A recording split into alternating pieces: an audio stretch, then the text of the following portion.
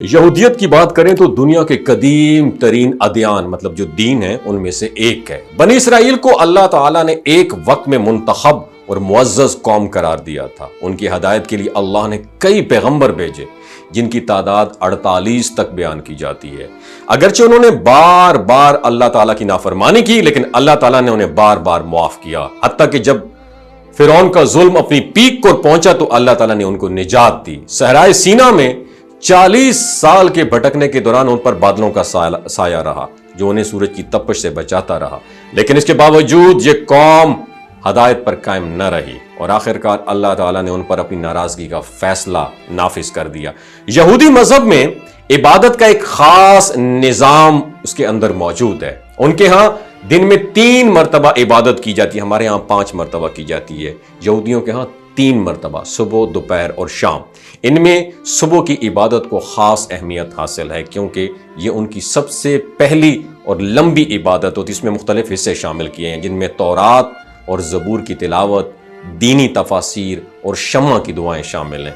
شمع وہ دعا ہے جس میں پوری قوم سے توحید کی گواہی لی جاتی ہے، اس کے بعد امیدہ اور مسیحا کی آمد کی دعائیں کی جاتی ہیں، جیسے دجال کے لیے وہ دعائیں کرتے ہیں، اور آخر میں بنی اسرائیل کی رسپانسبلٹیز کو دہرایا جاتا ہے۔ اور یہ عبادات انڈیویجولی طور پر بھی ادا کی جاتی ہیں اور کولیکٹیولی جماعت کے ساتھ بھی۔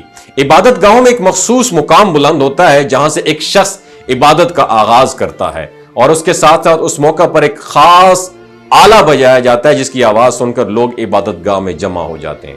ایک وقت ایسا بھی آیا تھا جب نبی کریم صلی اللہ علیہ وآلہ وسلم نے مسلمانوں کو نماز کے لیے اکٹھا کرنے کے طریقے پر مشورے طلب کیے تو بعض صحابہ نے یہودی طریقہ تجویز کیا تو آپ صلی اللہ علیہ وآلہ وسلم نے اسے ریجیکٹ کر دیا۔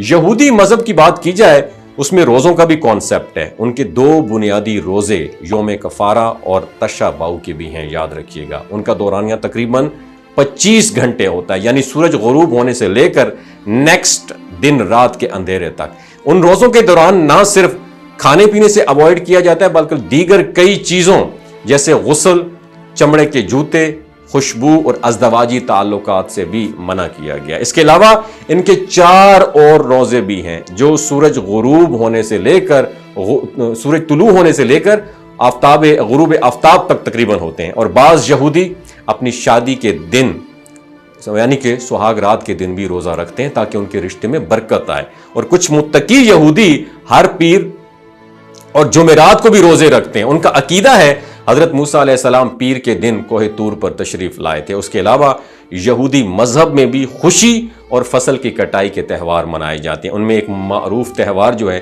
پورم بھی کہلاتا ہے جو ان کی تاریخ کے ساتھ کنیکٹڈ ہے۔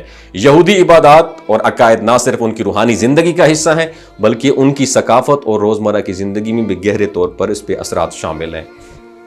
اپنا بہت خیال رکھیے گا۔ اسلام زندہ باد، پاکستان زندہ باد۔ یہ جو گلگت بلتستان کے لوگ ہوتے ہیں نا، ان کی ایوریج عمر 90 سال سے بھی زیادہ ہوتی ہے۔ You know why? کیونکہ یہ لوگ شلجیت استعمال کرتے ہیں۔ شلجیت کے اندر 85 منرلز ہوتے ہیں۔ اگر آپ چیزوں کو جلدی بھول جاتے ہیں، مردانہ کمزوری محسوس کرتے ہیں، اولاد جیسی نعمت سے محروم ہیں، اور آپ سپرم کاؤنٹ آپ کے کم ہیں، ٹیسٹوسٹیرون ہارمون امبیلنس ہے، آپ سدا بہار جوان نظر آنا چاہتے ہیں، خون کی کمی کو دور کرنا چاہتے ہیں، ہڈیوں جوڑوں کے دردوں سے نجات حاصل کرنا چاہتے ہیں، موٹاپا کم کرنا چاہتے ہیں تو ڈاکٹر اسد محمود کی پیور اینڈ نیچرل شلجیت ضرور استعمال کریں۔ ایک بات آپ نے دماغ کی کھڑکیوں کو کھول کے اپنی سننی ہے، ہمیشہ آرگینک اور قدرتی چیزوں کا استعمال کریں، کیمیکل والے فوڈ سپلیمنٹ خدا رہا استعمال نہیں کرنے۔ اگر آپ ڈاکٹر اسد محمود کی پیور اینڈ نیچرل شلجیت کو آرڈر کرنا چاہتے ہیں، نیچے دیے گئے نمبر پر واٹس ایپ کریں۔ 3 باتوں کا خیال رکھنا ہے: ہائی بلڈ پریشر میں مبتلا افراد، خواتین جو پریگننٹ ہیں، اور 15 سے 20 سال کی جو نوجوان نسل ہے جو غیر شادی شدہ ہیں، اپنے سیکشول پاور کو بوسٹ کرنے کے لیے استعمال کرنا چاہتے ہیں تو ڈاکٹر کے ایڈوائس کے بغیر استعمال نہ کریں۔ باقی سارے لوگ بے دھڑک گرمی اور سردیوں میں استعمال کر سکتے ہیں۔ اپنا بہت خیال رکھیے گا۔ اللہ حافظ۔